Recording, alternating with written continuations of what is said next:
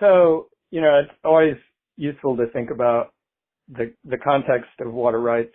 Texas, like the western states, uses this prior appropriation system where people get permits to take water out of the stream. And it's oversimplifying because Texas has a long history of Spanish water law, common law, English common law, and then statutory law. But by and large, permits are for diversion of water, and the water in our streams and rivers is owned by the state. So, the people of Texas own the water in the rivers.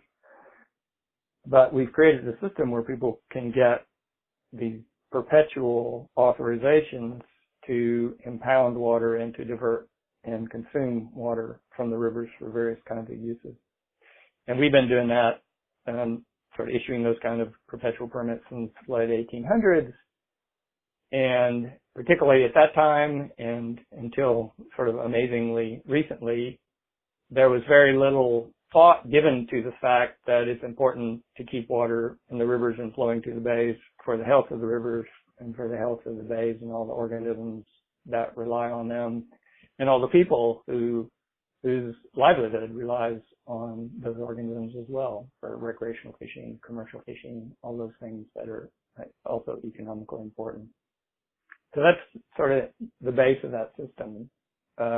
We've issued over the years rights to divert somewhere in the neighborhood of maybe 27 million acre feet of water per year out of Texas rivers and streams.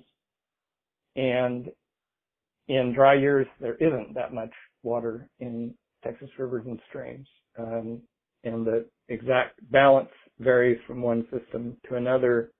But with all those existing water rights that were issued, and until 1985, with just a couple of rare exceptions, those permits didn't have any kind of limits on them to maintain flow in the river or maintain freshwater inflows into the bay.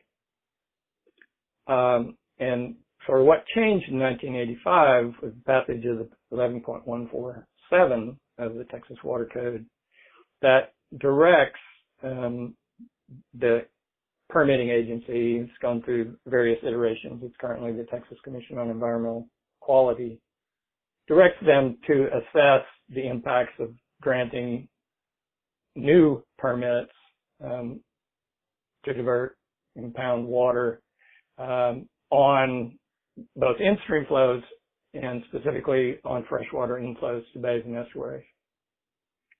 And the passage of that bill was very hard fought. In fact, it got passed because of opposition by Sierra Club in particular and some others to various bonds the state of Texas was trying to pass to build water projects. And sort of the price of passing those bonds was to agree to start addressing these environmental impacts. So that's where that legislation came from in Section 11.147.